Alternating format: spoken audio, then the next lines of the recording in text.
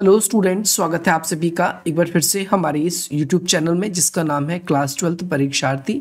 और आज की इस वीडियो में हम बात करने वाले हैं उन सभी स्टूडेंट्स के लिए जो क्लास 12th के हैं और वो अपने एग्जाम्स की बोर्ड एग्जाम्स की तैयारी कर रहे हैं। तो आप सभी की बोर्ड एग्जाम्स की तैयारी की तरफ बढ़ते हुए मैं आज लेकर आऊँ आप सभी के लिए कुछ ऐसे इंपॉर्टेंट क्वेश्चन। और ये पहली वीडियो है जिसमें मैंने कार्नेलियन का गीत और देवसेना के गीत से रिलेटेड कुछ इंपॉर्टेंट क्वेश्चन जो आपके एग्जाम में पूछे जा सकते हैं उसको लिया है। चलिए, पहला क्वेश्चन आपके स्क्रीन पर आ चुका है जिसमें आपसे पंक्तियों का भाव पूछा गया है। पहला आप देखोगे, फर्स्ट क्वेश्चन में पूछा गया है, मैंने ब्रह्मवर्ष जीवन संचित मधु करिय की भाव लुटाई। इसमें सबसे पहली बात तो आपसे पूछा गया है इस पंक्ति का भाव स्पष्ट कीजिए। तो सबसे पहली बात तो आपको ये पता होना चाहिए कि ये जो पंक्ति है वो बोल कौन रही है। यानी यहाँ पर हम देखते हैं कि देवसेना के द्वारा ये शब्द उच्चारित किए जा रहे हैं और प्रस्तुत पंक्ति जो आप सभी की है ये देवसेना की वेदना है। यानी इसमें देवसेना कह रही है और वो किसको कह रही है? स्कंदगुप्त को कह रही है। स्कंदगुप्त को क्या कह रही है? वह कहती है कि भाई स्कंदगुप्त से प्रेम कर बैठी है, परंतु जो स्कंदगुप्त है उसके हृदय में, उसके दिल में उसके लिए कोई स्थान नहीं है। यहाँ पर ये पंक्ति में सबसे पहली बात तो कौन कह रही है? देवसेना कह रही है। और देवसेना अपना वेदना का परिचय दे रही है, यानी अपनी दिल की बात बताते हुए वो स्कंदगुप्त के बारे में कहती है कि वह स्कंदगुप्त से प्रेम कर बैठी है, परंतु स्कंदगुप्त के हृदय में उसके लिए कोई स्थान नहीं है। जब देवसेना को इस बात का पता चलता है, यानी देवसेना को इस सत्य का पता चलता है, तो वह उससे बहुत दुखी हो जाती है, या फिर आप कह सकते हो तो उसे बहुत दुख होता है और वह स्कंदगुप्त को छोड़कर चली जाती है। यानी अब यहाँ पर ये कह सकते हो कि देवसेना स्कंदगुप्त के जो आस में थी, उसे उसके मिलने की जो आस है वो चली जाती है और अपने बीते हुए पल को याद करती है। और अपने बीते हुए पलों को याद करते हुए वह कहती है कि मैंने प्रेम के भ्रम में अपने जीवन भर की जो अभिलाषाओं रूपी भिक्षा को लुटा दिया है। यानी अब वो इतनी सैड हो जाती है कि वो ये कहती है कि जो भी प्रेम मुझे मिला है स्कंदगुप्त की ओर से, वो सभी भिक्षा रूपी उसने क्या कर दिया है? उसे लुटा दिया है। अब मेरे पास केवल मेरी इच्छाएं या फिर मेरे पास केवल अभिलाषाएं भी नहीं बची हैं। अब वो ये भी कहती है, यानी अभिलाषाओं के होने से मनुष्य के जीवन में उत्साह और प्रेम का संचार होता है। यानी आप ये कह सकते हो कि जो इच्छाएं होती हैं इससे मनुष्य को उसके जीवन जीने में आनंद आता है, वो और जीना चाहता है। परंतु जब देवसेना को स्कंदगुप्त नहीं मिल पाता तो यहाँ पर देवसेना जो है वो ये कहती है कि परंतु आज जो है उसके पास केवल इच्छाएं जो उसके मन में स्कंदगुप्त के लिए है वो भी शेष नहीं रही है, क्योंकि वो सोच सोच कर उसे और ज़्यादा क्या होता है? बुरा लगता है। तो अगर आपके पेपर में क्वेश्चन आए तो आप इसको लिख सकते हो। नेक्स्ट क्वेश्चन आप सभी की स्क्रीन पर आ चुका है, क्वेश्चन नंबर 2। इसमें आपसे पूछा गया है कि कवि ने आशा को बावली क्यों कहा है? कवि ने आशा को बावली क्यों कहा है? सबसे पहली बात तो उत्तर की बात करें तो कवि ने आशा बहुत ही बावली होती है, इन्होंने ये बताया है, परंतु इसके साथ साथ वह बावली भी होती है। यानी कवि ने बताया कि जो आशा है, यानी हम किसी चीज़ से होप करते हैं, तो वह बहुत बलवती होती है। बलवती का मतलब ताकतवर है। बलवती का मतलब यहाँ पर किससे है? ताकतवर से, ताकतवर से। और वो ये कहती है परंतु इसके साथ वह बावली भी होती है। आशा यदि डूबे हुए का सहारा होते, यानी कोई व्यक्ति ऐसा है जो होप होती है, जिसे आशा होती है कि मैं ऐसा कर सकता हूँ, तो वो बेसिकली उस समय कुछ वो कर नहीं पा रहा है, लेकिन तब भी उसे एक आशा होती है कि वो शायद कुछ कर सकती है, तो उसे बावला भी कर देती है। यानी बावला का मतलब पागल भी कर देती है। उसे उस चीज़ की आस होती है कि नहीं वो सच में कर सकता है या हो सकता है। प्रेम में तो आशा बहुत अधिक बावली होती है, यानी जिस व्यक्ति को प्रेम में आशा होती है वो बहुत ही अधिक बावली होती है। अब यहाँ पर कवि आप सभी को पता है देवसेना के गीत में इस चीज का वर्णन किया गया है, वह जिसे प्रेम करता है उसके प्रति हजारों सपने बुनता है। यानी जिसे वो प्रेम करता है, जिसे चाहता है, उसके बारे में वो हजारों सपने बुनता है और फिर भी प्रेमी जो है उसे प्रेम करे या ना करे, उसे ये आशा है, वो हमेशा सपने सजाते रहते हैं कि शायद ऐसा होगा ऐसा होगा। और यही जो है आशा जो है बावली होती है। यानी आशा बावली होने का मतलब ये है कि हम कह सके कि भाई कोई व्यक्ति प्रेम में होता है, उससे आशा होता है, हालांकि उसको वो प्रेम मिल नहीं पाता, लेकिन तब भी उसे लगता है कि शायद वो उसे प्रेम मिल जाएगा। और ये जो आशा, जो उसकी होप है, यही बावली आप कह सकते हो, इसके संदर्भ में कहा गया है। नेक्स्ट क्वेश्चन आप सभी के लिए ये है। अब यहाँ पर मैंने निज दुर्बल होड़ लगाई, इन पंक्ति में जो ये पंक्ति दी गई है, इन पंक्ति में आपको दुर्बल पद और बल में हारी होड़, इसमें आपको क्या व्यंजना दिया गया है? आपको पता है 3 तरह की शब्द शक्ति होती है। एक आपकी अभिधा होती है, दूसरी आपकी लक्षणा होती है और तीसरी आपकी व्यंजना होती है। तो इसमें कौन सी व्यंजना निहितार्थ है आपको ये बताना है। तो इसमें बताया गया है कि दुर्बल पद जो है, वो दुर्बल जो पद है वो बल, देवसेना के बल के सीमा का ज्ञान कराती है। यानी यहाँ पर जो दुर्बल पद बल है, ये किसका? देवसेना के बल। देवसेना के पास अब ज्यादा ताकत नहीं बची है, ज्यादा बल नहीं बचा है, अर्थात देवसेना अपने बल की सीमा को बहुत भली भांति या बहुत अच्छी तरीके से जानती है। उसे पता है कि वह बहुत दुर्बल हो गई है, क्योंकि जब से स्कंदगुप्त को उसकी याद आती है और उसकी वजह से ना तो वो कुछ खाती है ना कुछ पीती है, जिसकी वजह से वो बहुत दुर्बल हो चुकी है। और इसके बाद भी वह अपने भाग्य से लड़ रही है। वो अभी भी उसको इस बात की आशा है कि शायद अभी भी स्कंदगुप्त आएगा और उसे मिलेगा। तो ये यहाँ पर इस पहले वाले पद का अगर हम बात करें, इसमें जो दुर्बल पद बल है, इसका मतलब तो ये है। और होड़ लगाई का मतलब क्या है कि पंक्ति में निहित व्यंजना देवसेना की लगन को दर्शाता है। यानी देवसेना जानती है इस बात को कि स्कंदगुप्त उससे मिलने नहीं आएगा, लेकिन तब भी जो देवसेना की लगन है स्कंदगुप्त के प्रति, ये इसको दर्शाता है। और देवसेना भली प्रकार से जानती है, यानी बहुत अच्छी तरीके से जानती है कि प्रेम में उसे हर हार की पक्का प्राप्ति होनी है, उसे कुछ नहीं मिलना है, परंतु इसके बाद भी वह पूरी लगन से या पूरी आस से वो क्या करना चाहती है, वो स्कंदगुप्त का स्वागत करना चाहती है। उसको लगता है कि वो स्कंदगुप्त आएगा और इसीलिए वह हार नहीं मानती है। तो यहाँ पर इस वाले शब्द में क्या पूछा गया है या क्या पूछा जा सकता है, ये भी आपको पता चल गया होगा। अब यहाँ पर आपको काव्य सौंदर्य स्पष्ट करना है। पहला आपके सामने ये बताना है, श्रीमती जो आपका श्रीमती जो है स्वपन की जो मधुमाया है डैश डैश डैश तनुठी और लौटा लो लाज गवई। अब ये दो है। सबसे पहले का यहाँ पर बात करेंगे के बारे में। तो यहाँ पर जैसे बताया कि इस काव्यांश की विशेषता ये है, इसमें स्मृति बिंब जो है बिखरा पड़ा है। पहली बात आप यही कहोगे। दूसरी बात, देवसेना स्मृति में यानी यादों में डूबी हुई है और उसे वह दिन स्मरण हो आते हैं, यानी उसे वो दिन याद आ जाते हैं जब उसे प्रेम को पाने के लिए उसने कितने अथक प्रयास किए हैं, लेकिन उसे स्कंदगुप्त का प्रेम नहीं मिल पाता है। अब ये प्रेम उसको क्यों नहीं मिल पाता है, ये मैंने आपको पढ़ाया है। अब उसे अचानक उसी प्रेम का स्वर सुनाई पड़ रहा है और वह उसे चौंका देता है, यानी उसे स्कंदगुप्त का जो प्रेम है वो फिर से याद आता है और वो फिर से चौंक जाती है। विहार राग यानी जो शादी का जो राग है, राग का उल्लेख किया गया है और इसे आधी रात में गाया जाता है। स्वप्न में यानी जब उन्हें स्वप्न आता है, स्वप्न में कवि ने श्रम रूप में कहकर गहरी व्यंजना व्यक्त की है और स्वप्न के जो है मानवीय रूप को दर्शाया है। गहन, विपिन और तरु छाया में समास शब्द है, तो आप इन शब्दों को अलग लिख सकते हो। इस पंक्ति के माध्यम से देवसेना जो है, उनकी देवसेना की असीम वेदना को स्पष्ट किया गया है। यानी ये भी आपको क्लियर हो गया होगा।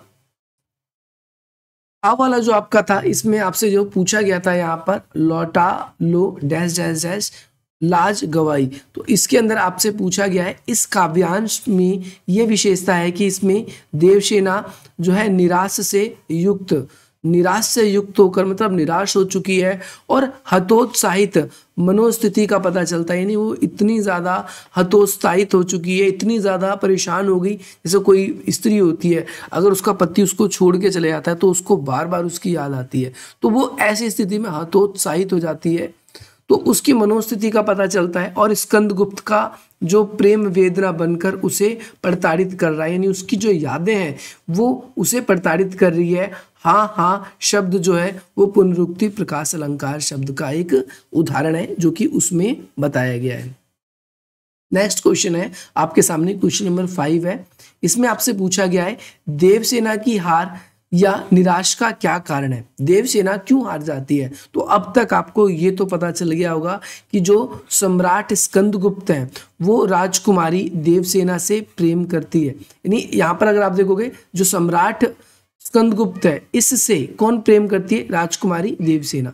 लेकिन अब स्कंदगुप्त क्या है मालूम, जो राजा होते हैं आप सभी के, वो राजा होते हैं जिसकी वजह से वो एक अभियान की वजह से वो बाहर गए थे, तो उसकी वजह से वहां पर उनको प्रेम हो जाता है, मैंने आपको बताया था। इसकी वजह से वो देवसेना को जब छोड़कर चले जाते हैं तो देवसेना उन्हें प्रेम करती है, लेकिन स्कंदगुप्त तो किसी और के चक्कर में चले गए। इसकी वजह से उसने अपने प्रेम को पाने के लिए बहुत प्रयास किए हैं। किसने प्रयास किए हैं, देवसेना ने। क्यों, क्योंकि देवसेना जो है वो स्कंदगुप्त का इंतजार कर रही है, और स्कंदगुप्त जो है वो किसी और के प्यार में पड़कर उनको छोड़कर चले गए। इसीलिए देवसेना उन्हें पाने के लिए बहुत प्रयास कर रही है, परंतु उसे पाने में उनके सारे प्रयास जो हैं वो असफल सिद्ध हुए हैं। असफल सिद्ध होने का मतलब है कि उसका उनको लाभ नहीं मिल रहा है। वो प्रेम चाहते हैं परंतु उन्हें नहीं मिल रहा है, यह उसके लिए घोर निराश का कारण है। इस वजह से वो निराश हो जाती है। वह इस संसार में जो है बंधु बांधवों रहित हो गई है। बंधु बांधवों रहित मतलब उसका वो कोई भी अपना नहीं रहा है। पिता पहले ही मृत्यु की गोद में समा चुके थे, और भाई भी युद्ध में वीर गति को प्राप्त हो चुका था। वह दर दर भिक्षा मांगकर गुजारा कर रही थी, यानी अब अपना कोई नहीं है। पिता पहले ही मर चुके हैं, भाई भी युद्ध में वीर गति को प्राप्त हो चुका है, और उनका प्रेम ही उनका सहारा था। अब वो भी किसी और के प्रेम में पड़कर उन्हें छोड़कर चले गए, परंतु उसने, उस प्रेम ने भी आज उनका साथ छोड़ दिया है, साथ नहीं है उनके, आप ये कह सकते हो। इसीलिए जो देवसेना है वो क्या हो चुकी है, निराश हो चुकी है। नेक्स्ट आपकी स्क्रीन पर आ चुका है। इसमें आपसे ये पूछा गया है कि कार्निलियन का गीत कविता में जो है प्रसाद जी ने भारत की किन विशेषताओं को बताया है। यहाँ पर तो आप कहोगे कि इस कविता में कई सारी विशेषताओं को प्रसाद जी ने बताया है। जैसे सबसे पहली बात करें तो सबसे पहला, भारत पर सूर्य की किरण सबसे पहले पहुंचती है, क्योंकि हिमालय पर्वत होने की वजह से यहाँ पर ऐसा कहा गया है। दूसरे पॉइंट की बात करते हैं तो यहाँ पर किसी जो है अपरिचित व्यक्ति, यानी जिसकी जान पहचान नहीं है, जिसको कोई नहीं जानता, उसको भी प्रेम पूर्वक रखा जाता है। दूसरी विशेषता ये बताई गई है। तीसरी विशेषता, यहाँ प्रकृति के प्राकृतिक सौंदर्य का अद्भुत चित्रण किया गया है। चौथी बात करते हैं तो यहाँ पर लोगों के मन में दया, करुणा और बहुत ज़्यादा सहानुभूति की भावना है। और पांचवी बात करते हैं तो भारत की संस्कृति कैसी है, महान संस्कृति है, या फिर आप कह सकते हो महानतम संस्कृति है। अगला क्वेश्चन आपसे पूछा जाएगा, या तो उड़ते खग या बरसाती आंखों के बादल में क्या विशेष अर्थ व्यंजित होता है, यानी क्या देखने को मिलता है। तो आप यहाँ पर कहेंगे उड़ते खग में अप्रवासी लोगों का विशेष अर्थ व्यंजन होता है। उड़ते खग में, यानी खग का मतलब ऐसे पक्षी होता है, तो ऐसे लोग जो बाहर से, अप्रवासी मतलब जो यहाँ पर वास नहीं करते, जो बाहर से आए हैं, उनका विशेष अर्थ पता चलता है, जो यहाँ के नहीं है, जो बाहर के हैं। कवि के अनुसार जिस देश में बाहर से आए पक्षियों को भी आश्रय मिल जाता है वह हमारा प्यारा भारत है, अर्थात भारत बाहर से आने वाले लोगों को भी आश्रय दे देता है। साथ ही साथ भारत लोगों को आश्रय नहीं देता, बल्कि यहाँ उनके सुख, यहाँ आकर उनको सुख भी मिलता है, शांति भी मिलती है। और यही भारत की क्या है विशेषता है। दूसरा, बरसाती आंखों के बादल की बात करें तो यहाँ पर बताया गया है बरसाती आंखों के बादल की जो पंक्ति है इसमें विशेष अर्थ जो है व्यंजित होता है। इसमें भारत में अनजान लोगों के दुखों में भी दुखी हो जाते हैं, यानी भारतीय लोग ऐसे हैं जो अनजान लोगों को अगर कोई दुखी भी देखता है तो वो दुखी हो जाते हैं। वह दुख के आंखों में आंसू के रूप में निकल, यानी लोगों के दुख सुनकर यहाँ के लोगों के भी आंखों से आंसू निकल जाते हैं, आप ये कह सकते हो। नेक्स्ट क्वेश्चन है, इसमें आपको काव्य सौंदर्य स्पष्ट करना है।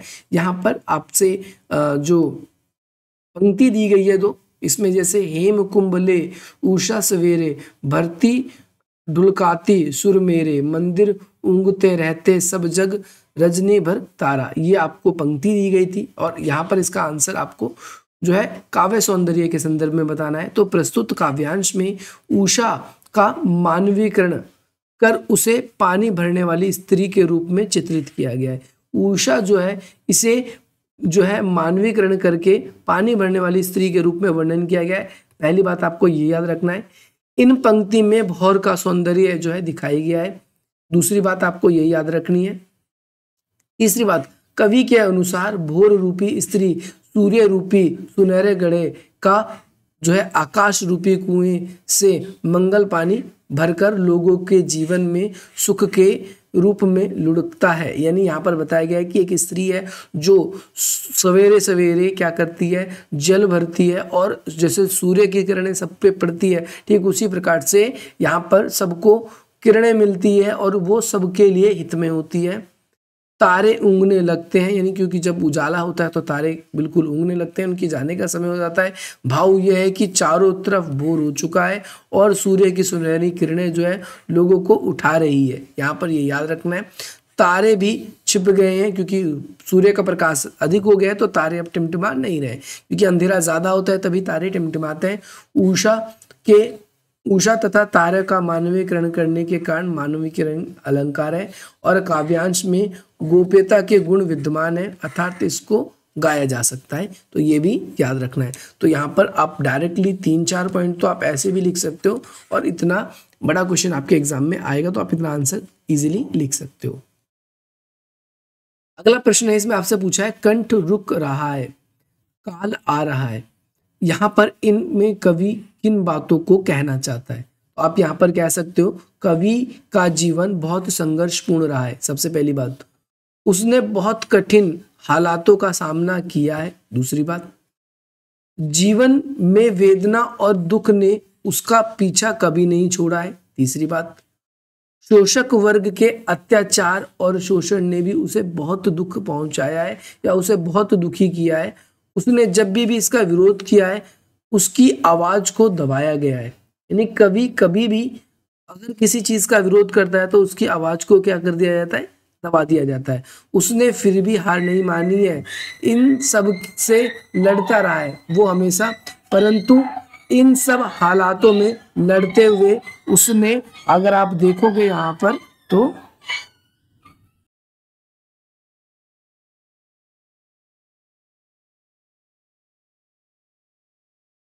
यहाँ पर आप देखोगे तो कवि जो है उसकी आवाज को हमेशा दबाया गया है, उसने फिर भी हार नहीं मानी है और इन सब से लड़ता रहा है, परंतु इन सब हालात से लड़ते लड़ते उसके अंदर जीने की इच्छा समाप्त हो गई है।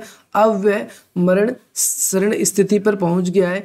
उसे प्रतीत होता है कि उसका कंठ अब कुछ कहने का सामर्थ्य उसमें नहीं रहा है और उसकी मृत्यु जो है वो बिल्कुल नजदीक आ चुकी है।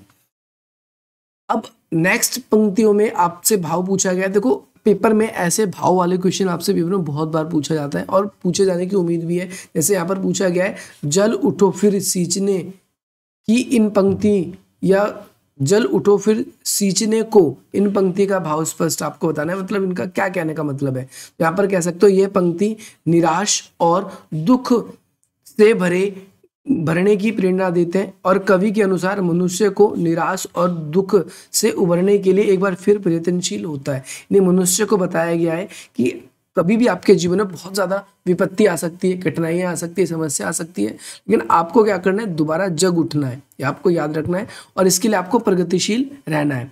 यह कविता जहां उत्साह का संचार करती है वहीं आशा को भी जो है बांधती है। संघर्ष से लड़ने के लिए हमें आगे बढ़ाने की बात करती है और साथ ही साथ में कवि लोगों के जीवन में निराश और दुख से लड़ने के लिए प्रेरित करके उन्हें आगे बढ़ाने का, उन्हें आगे मार्ग प्रदर्शित करने का बात कहती है। यहाँ पर आप ये भी कह सकते हो। इसके साथ साथ अब जो आज के क्वेश्चन थे वो खत्म होते हैं। ये सारे के सारे इंपॉर्टेंट क्वेश्चन हैं जो मैंने आप लोगों के लिए यहाँ पर पंक्तियों के भावार्थ से पूछे जाएंगे आपसे क्वेश्चन में। और अगर आपको ये वीडियो पसंद आई तो आप इस वीडियो को लाइक करें और अधिक से अधिक मिनटों तक आप इस वीडियो को शेयर कर सकते हैं। बाकी मिलते हैं हम आप सभी के सामने अपनी अगली वीडियो के सामने। बाकी जय हिंद, जय भारत।